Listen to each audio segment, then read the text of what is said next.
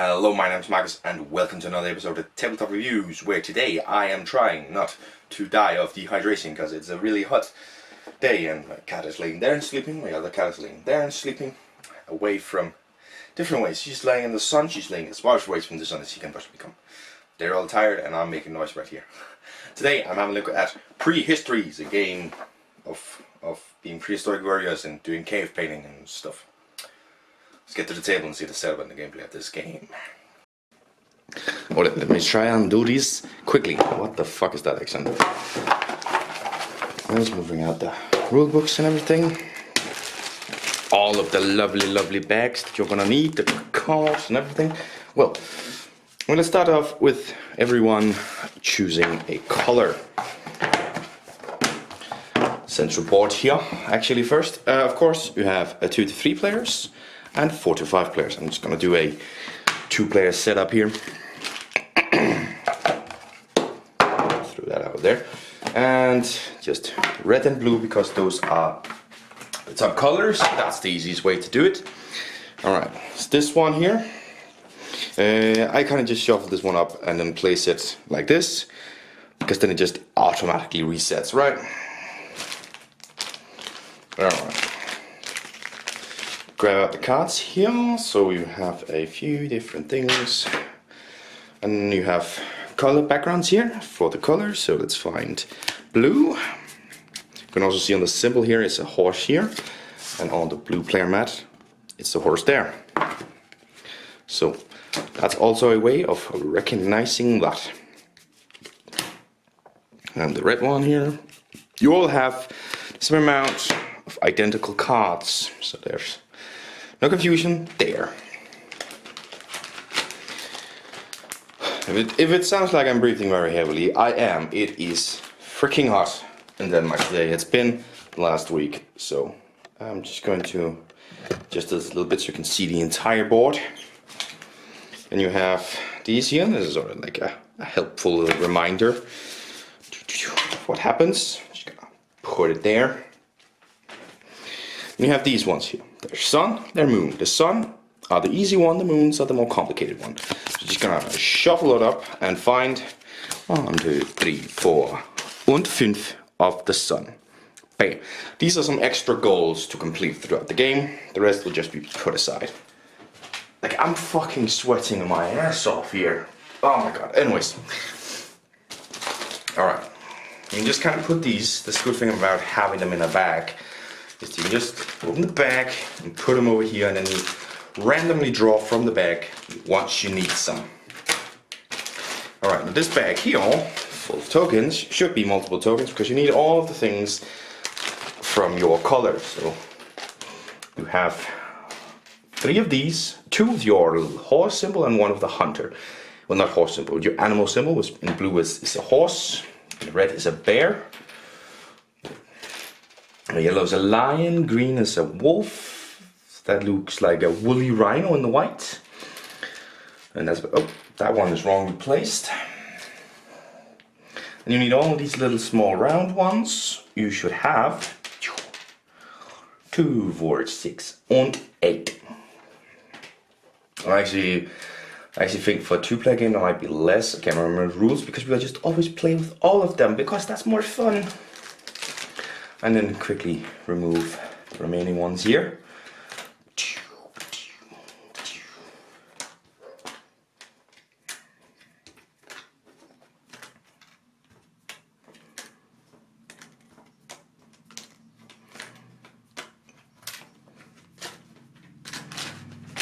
Okay. So put this all to the blue.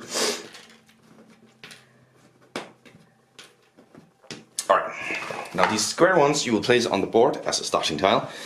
It's very important that this is always down. You have the feet on the animals, and on the hunter here, that showcases down, and you will always have to orient. Like for example this one. It had its feet here, so I couldn't put it like this, because then it's sideways. It has to be put this, feet down. So very important. You place these little squares here.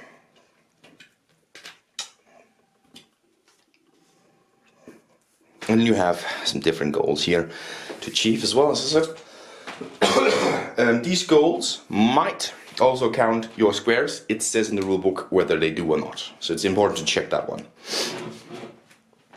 Basically, the game is all about getting rid of these little circles, and you do that by completing these goals. The first one to complete it, get to put 2 on it to say I've completed this, and from then on you only get to put 1.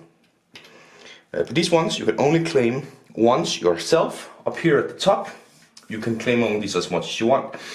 It is a full column or row filled out, you know, across or downwards, or having one of these. Then you get to place one of your symbols up here, and you get to do that as many times as possible until you're rid of all your little square circles.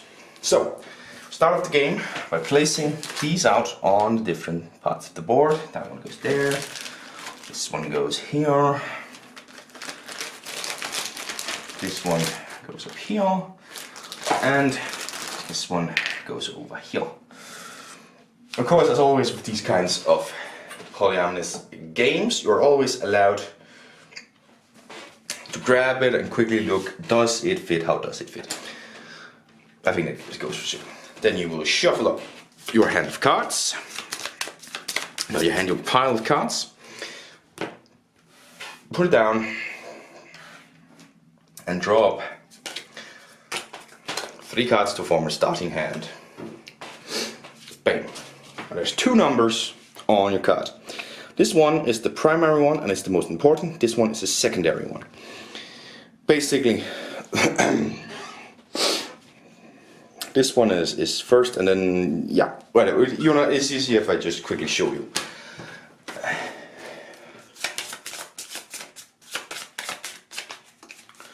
Alright, so we start off, everyone, by choosing a card to play. This person chooses to play 2 cards.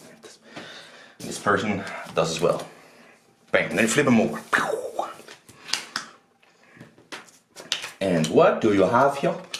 They chose the same cards. So now, normally the lowest card would win. So for example, if I had this one, then I would go first. But now we have equal, so we need to put these 2 numbers together, and whoever has the most goes first. So that is 9 plus 43, which equals 52, and this is 3 plus 44, which equals 47. So blue would go first. They now have 8 points to spend. They can spend it together. They can spend 2 and 6. But they couldn't spend, for example, 5 and 3 because they don't have the cards to do that. So yeah, but normally the lowest number would go first. And then they can choose to spend it across here if they want. With 2 and 6, they could grab these 2 right here, for example. But then you have on here, there is, you know what, this is easy if I grab it up to you, show you here. There is an orange arrow and a green arrow. Green arrow means no issues, you grab the tile, this is over here, this is over here. An orange arrow, a broken arrow, means you get an injury.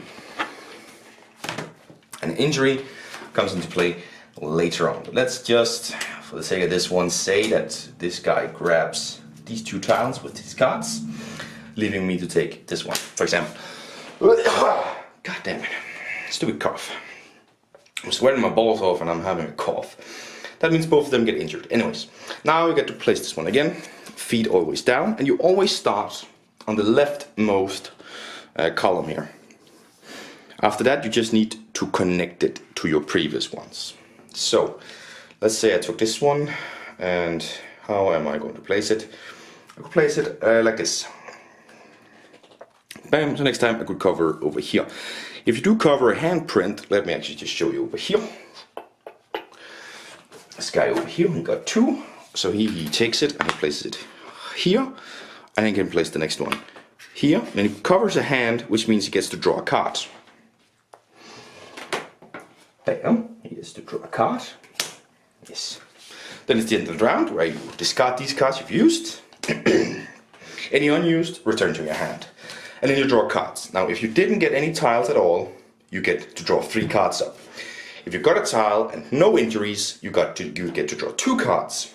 If you got a tile and 1 injury, you get to draw only 1 card. But if you got 2 injuries, which This guy over here did. Actually, I just realized, well, you don't get to draw up any cards. As also shown over here. Yeah, up here. No tiles, no two. These symbols are confusing, I find, but whatever. You didn't really get to draw cards. Then it's the next round, and it's all about getting rid of these by completing one row or one column, getting one of these ones here, the big ones, they get me one, or completing these ones. And basically, this is, I mean, they all have explanations in this rule book, but it's all about, you know, filling out a complete square, getting from one corner to the other in a row, have 5 animals in a row, surround this one completely by some animals. That's all of these kind of goals, is about getting different animals, filling out in different ways and shapes and form. And of course, if you flip over to the blue ones, they all of a sudden become a bit more difficult. Well, actually, they're supposed to be. But you can see this one is fill out the columns, but it's the leftmost column. Difficult. Getting these two. I don't know if that's these two exactly, or it's just 2 different ones actually. But still, getting 2 of those is difficult. A row of 5, whatever. All 4 corners. So they become more difficult, but they also are more rewarding. You see here you could place 3 or 2. So they can become more rewarding, but also a lot more difficult. You can sort of prolong the game, perhaps through that. So yeah. But that's basically the game. Play out cards, get tiles, try and get rid of your little circles. That's the game. Let's get back to the shelves, I guess. It's not the table anymore, it's the shelves. That is the gameplay. If you're wondering why I'm changing position, it's actually in editing. I can just quickly skip over there, I change position. That's where I need to cut to in editing. So, anyways, fucking hell. I'm sweating my ass off here. It's so fucking hot today. Anyways, Prehistories. Gameplay of it. How is the gameplay? Well, it's fine. Play these cards and try to get the lowest numbers interesting. At first I thought it's the highest number, so we played it completely incorrectly. Lowest number, bit more interesting, but at the same time you can kind of see people putting low amounts of cards, so therefore if you put in high number cards, you can take the high number ones, and also going for the low one is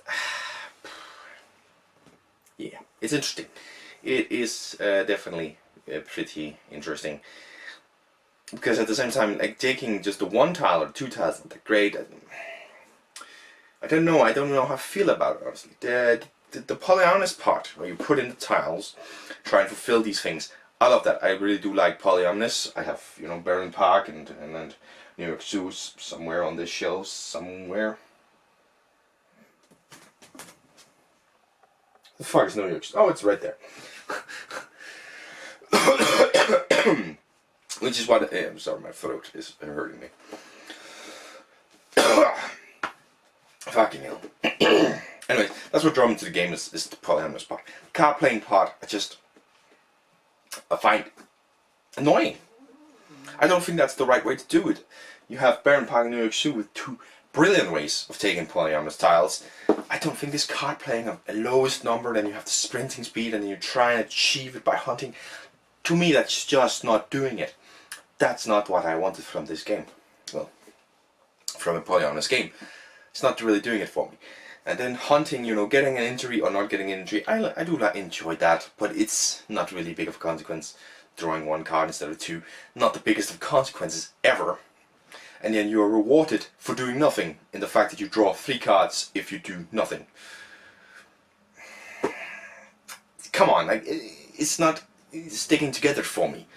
I like the fact that you're doing cave paintings. That is interesting. You have your own little animal, the bear or the fox or the whatever.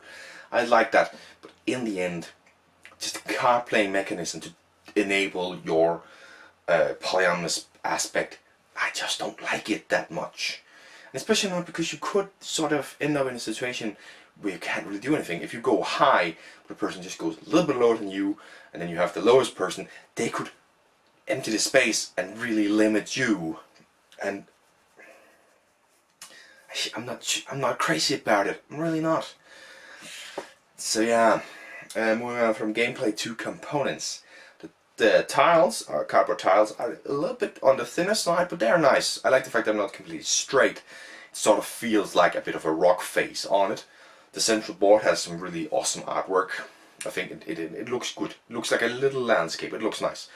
Of course, the animals all in. The feet, by the way, the feet of turning it that way, I think that's awesome. That you have to do it this way. A lot of polyominoes is just however you want to. This one limits you a little bit, and that's fine. It's a good thing. The cards are fine and good quality cards. But, and even just getting rid of the things, seeing the goals, I like that part. So yeah, components are good. Theme, does the theme come through? Do you feel like a prehistoric tribe? No, not at fucking all, no. You have to use the least amount of strength to be first in hunt. No. It should be all about speed. The fastest gets there first, and then the strength comes in afterwards to determine where you can hunt. But no, in this one, the weakest comes first, but not always the slowest. It's sometimes just the weakest. More interesting if you could send out your warriors. The speed was based on it, but you could pair them up. You had to decide how to pair them up beforehand, and then going off the slower speed, or sort of like the middle ground, or an average, or whatever, average speed, or whatever, or just the slowest speed, right? And then that would determine the order. Then you could have one card first and one card back, maybe. I don't know if that's the right word. Just the card play into the polyominoes, I really don't like that part. And the theme, I don't feel the theme, because like, I don't feel like I've achieved anything to do a cave painting of today's achievements. I don't feel like I'm a prehistoric tribe. It's attacking, sort of like in Paleo, which is more cooperative. I feel like I'm more of a prehistoric tribe in that one. I don't do it in Prehistories. I don't feel like a prehistoric tribe in Prehistories. I do. It's just, I'm off by the theme. Component is really the most positive I can say about this one. But again, I love the polyominoes. I'm trying to put the polyominoes in to achieve the goals over here and figure out which one do I want to try and get. That's the good part. It's the card playing part I really don't like. The theme is pulling me down a little bit. Card playing I really don't like. Does it lie to you? It says 30 minutes, 8 and up, 2 to 5 players. I would say 2 to 3. With 4 or 5, it just becomes so congested with all the cards and trying to remember the order and trying everything out. And also, at 4 and 5 you switched over, but there's a high likelihood that you don't get anything. Again, rewarded for don't doing anything is more prevalent then, and I do not like it. One thing I forgot to mention, the sun and the moon. I love that they can make it a little bit more challenging, just like that. That's really great. When you got control of the polyominoes thing and the sun ones, change to the moon, make it more challenging. Awesome. So yeah, 2 to 3 players really is playing on that board. You lessen the chance of somebody doing nothing and just getting rewarded for it, and it's more of and it's easier to have sort of to remember something. 8 and up, it's math. So if you can math, you can sort of do it. You know, it's a good working of math and shapes, I guess. With not too complicated rules. I actually like that. So maybe this is a good. So maybe this is actually like sort of a good simple school game. Simple math, and you know, simple shape and working shapes in it. It's simple enough. Maybe it's a good school game. I don't know. 30 minutes. Just about 30, 45 minutes. Yeah, it's fairly accurate. So yeah. In the end, I'm gonna give this one a 6 out of 10. I really like the polyominoes. It was more focused just on the polyominoes. This would go up into the 8s, maybe the 9s. Because that card play mechanic, I just really don't like it. It drags this game down to be a 6. And it also removes this game from my collection. Yes, I am not keeping this game. It is removed from my collection. I love polyominoes. I love the polyominoes part of this one. But the card play just means I don't want to play it. And that's the big issue. I don't have much room. I mean, you might notice that I've emptied a shelf on the bottom. I don't know if you can see that, because then you can also see my feet. And I have some empty space over here, but I'm running out of space, and therefore I'm removing some games, and this is a game I don't want to play. Remove from my collection. So goodbye, Prehistories. Thank you very much for watching, and I will see you in the next one. Goodbye. That was like a Borat, kind of nice. Goodbye.